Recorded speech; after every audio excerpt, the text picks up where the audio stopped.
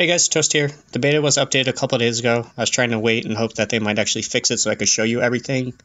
But unfortunately, they don't care, so it hasn't been fixed. As you can see from the system event, there's new equipment, but you can't actually look at the new equipment. There's a new system called Enchant, which is basically after you've enhanced your gear to max, then you can start to enchant it. Since the system isn't actually working, I don't know if that's only for the new equipment set or if this is something that's going to apply to the existing equipment as well.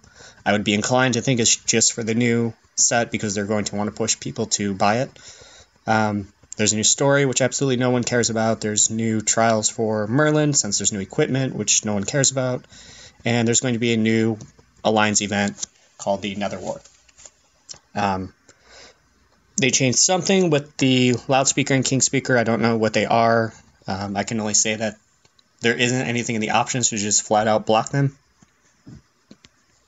And just to get an idea of how expensive this new gear is going to be, you can see here what they sent us to test with. Generally, this is enough to build a full set, but not to enhance it all the way. It could be. And then you can see it's going to take you 864 rare materials and 1 million of each of the common materials. However much CL that equates to. This Dragon Blood is used for that new enchantment system. So you can see it's used to enchant Lord equipment. And then you can also see here that they switched scrolls for these ingots. It's still going to be the same concept of you need 100 ingots and then you're going to be able to get a scroll. But they got rid of basically the Death Seeker scrolls, the Ice Lord scrolls. Everything's going to be these ingots now. So you should get basically however many scrolls you have should equal however many ingots you're going to get, where you need 100 ingots for one. So if you have a full scroll, you'll get 100 of whatever that scroll is. This is also changing for the orange gear and below as well. These are going to use ingots instead of the individual scrolls, so this hopefully will make it a little bit easier to get your +5 gather gear. Maybe they will also do this for that other yellow gear, like the abundance set. That's basically stupid expensive because you can only get it in the auction house. But since one thing I can show a little bit of is the new event. The new event is basically going to be it's basically going to be KVK in Firelands. You can see their crappy little video to try and hype it up here. Once again, it's kind of punishes alliances that have people in many different time zones. Your R4, R5 is going to pick a time to register, then at that time you're going to enter and you guys are going to fight. So like Demonic Siege, if you can't make it, you don't get any rewards. And then just kind of flip through the little screens that they have here. There's going to be a safe area where you can go, where you can't get attacked by anything, but you can send marches to attack things. So this means you at least can't be attacked and you can participate. So think of this as like being outside the forest in KVK. Then you're going to have the battle area, which is like being in the forest in KVK. I don't know if there's any actual benefits. I haven't done the event because I don't care. Hopefully there is some actual reason to go in the battle arena, whereas there is no reason to go in there for KVK. Once you're in there, you're going to have these buildings, the Hall of Shadows, the Tower of Shadows. So again, this is like KVK. You're going to hold these with whoever has your best stats. You can mega them to hold them for longer periods. You can only have a march in one of these buildings. And as you hold it, you're going to gain points. There's also going to be these PvE bosses, the Flame King and the Frost Overlord. Whoever does the most damage is going to get points and buffs to make them stronger. And then there's these Netherlings that you also can kill to get points. And then like UAC, your troops aren't real troops, so if they die, you don't have to worry about actually losing anything. Like UAC, you're going to get these chests. It means you don't actually have enough chests to reward everyone who participates if you're in a nice big active alliance. But the good chest here is actually pretty nice. It's 145 hours of troop training speed ups, some gold, and some intensity crystals 4, which is nice. And then everyone will also get the 50 hours of speed ups, the 15 refining gems 2, and some banners. And if you get second place, then you're going to get a little bit less rewards. Do note this here at the bottom where it says you need at least 500,000 points. So you can't just show up and do nothing and get rewards. You will have to, participate and try. So hopefully with it being a 1v1 event, the matchmaking will be a little more even. But given how matchmaking works and everything else, I wouldn't have a lot of hope for that.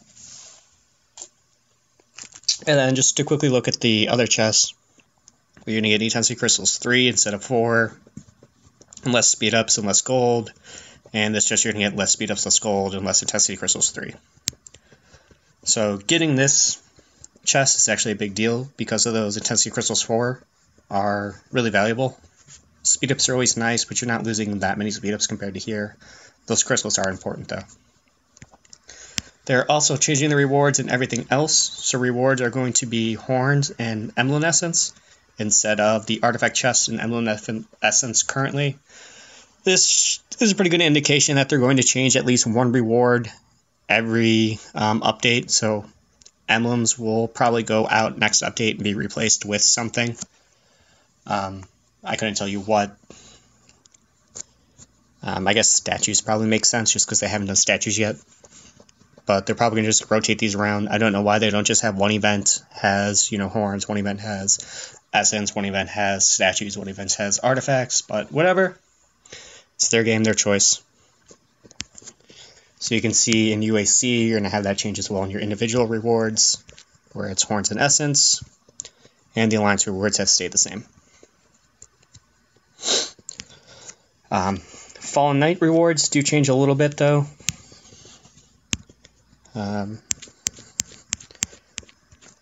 Let's scroll all the way to the bottom. Come on.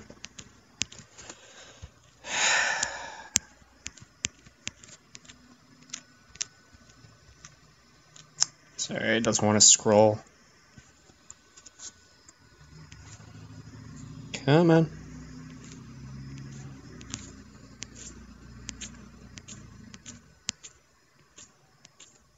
Alright, there we go. Here's the last reward. So you should be getting this reward as long as you're not in a really new kingdom where you haven't gotten your stats up yet. So what you're going to see is you're going to get 600 Death Seeker ingots. This basically means one FK is going to get you enough to forge an entire Death Seeker. So everybody's farm is going to have Death Seekers really easily. You're also going to get a scroll and a half of Ice Lord. And then you're going to get 35 Flamebringers. So if you don't have Flamebringer yet, obviously you still need all the rares and the commons and the steel. But you now have a free way to get Flamebringer that's not grabbing 5 scrolls a day out of Spire, which they actually have removed being able to get Death Seeker and Flamebringer scrolls from the Spire rewards, since now you get them from this Fall Knights instead. But these will be the rewards there. I don't think anything changed here or here. Yeah, these all seem the same. There were 2 lucky shots that are different. The gemstones and the emblem rewards. So you can see the emblem rewards went from 95 of these little manuscript things to 175, and went from 9,750 emblem essence to 18,900.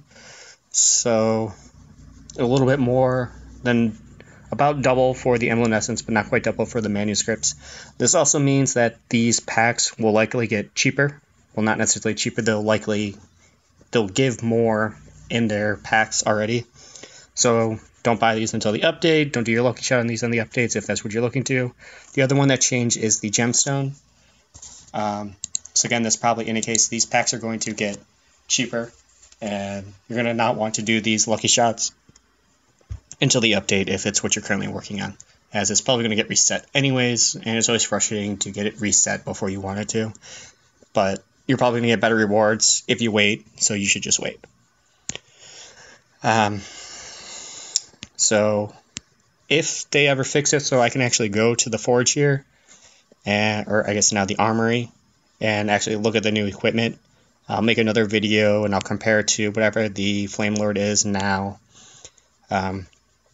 I do want to figure out how crafting the orange gear is going to work, how crafting the yellow gear that's not Death Seeker, so that abundance set most notably, how that's going to work. And I am a little bit curious to see if the enchantment system is going to apply to all gear, just yellow gear, just the new gear. So if this ever starts working before the game gets released, then I might do another video on it. Otherwise, as always, thanks for watching. If you have questions, ask in the comments and I'll do my best to answer.